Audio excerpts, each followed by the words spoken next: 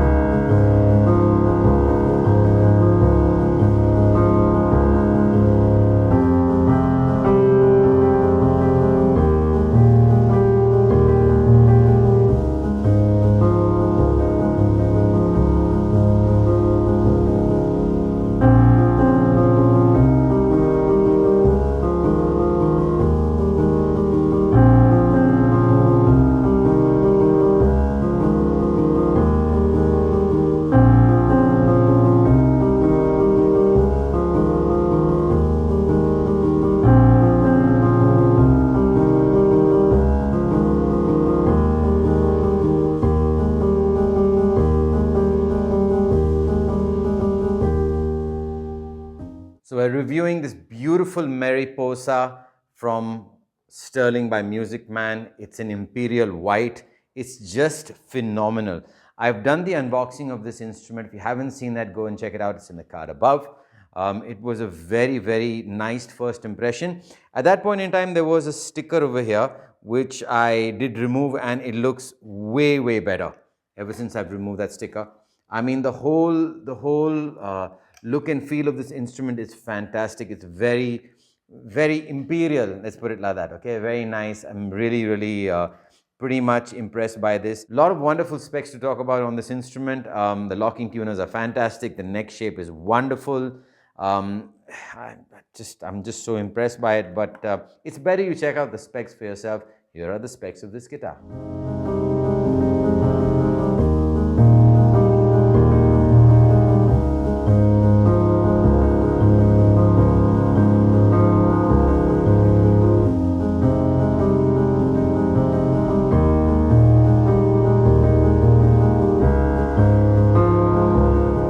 So those were the specs of this guitar, okay? When I unboxed it, I really liked how the trem felt, and I was very, very impressed and surprised by the fact that there was no tone knob and there are just two volume knobs.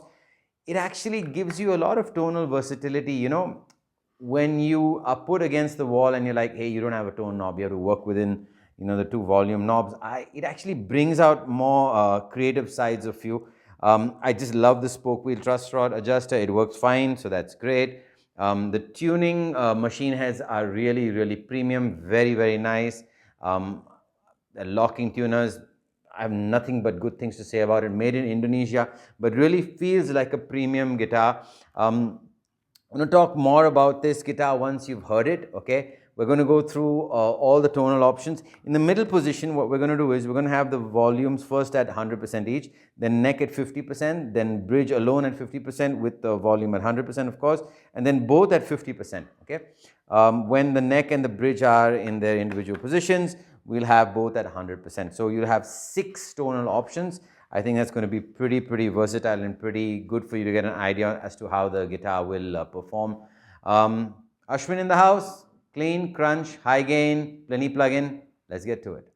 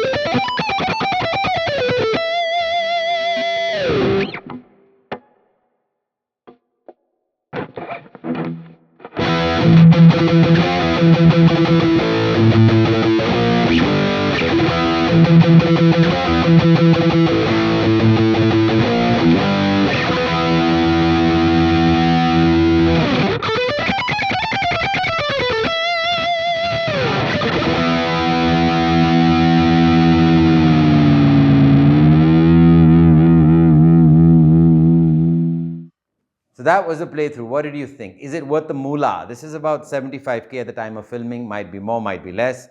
You never know, you know. But the fact is that, in my opinion, it's really, really worth the money.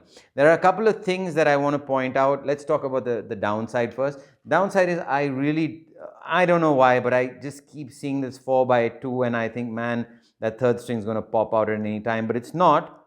It's quite sturdy for some reason. I can't figure out why, but you have that fear, and maybe I might want to put fret wrap, but actually it's in fine.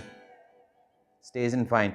I love the tremolo. Even though there are only 3 springs and there's a solid block, these springs are hard, so it gives you that Bigsby style slight vibrato. I love it. I love it means I love it. Okay. So that's a plus. The pickups are good. Okay. They're not fantastic, but they're good. They're good for what they do.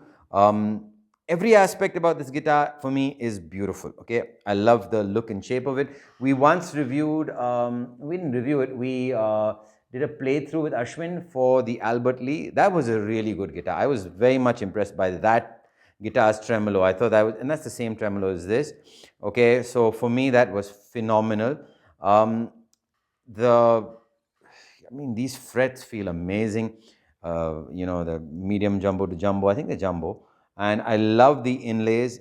I mean, there's nothing but good things to say about this instrument. Okay, the maple neck. I mean, initially I thought it was like mahogany, but then I realized it's maple and it's just been tinted that way.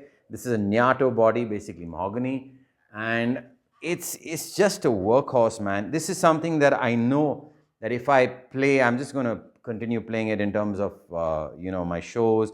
It's very versatile, and with the tremolo, it's meant for those kinds of bluesy artists, folk artists, singer-songwriter types like myself. So for me, it's definitely, without a doubt, phenomenal. The only thing I might change in the future are these saddles. I wasn't in love when I saw these saddles for the first time. I thought they were those cheap Fender style, Squire style saddles. I mean, they're okay, but I might put some Graphtec ones. I have some Graphtec ones. I might just replace it because I really do like this guitar. Saying that, I don't know, everything moves in this studio, so I'm not too sure. But this has made a mark. Out of all the Sterling guitars I've played, this has to be the best. This is way better than the JP60. And I do like the fact that you have 2 volume knobs. I think that's pretty cool.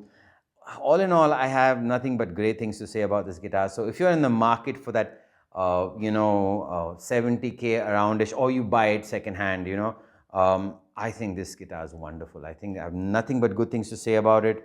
So for me, without a doubt, and look at the stability. Look at this. Just look at the stability. Even though it's a weird shape, it stays proper, so there's no neck dive. So I think this is a well-constructed guitar. I think it's fantastic. I think it plays beautifully. All I have to say is double thumbs up.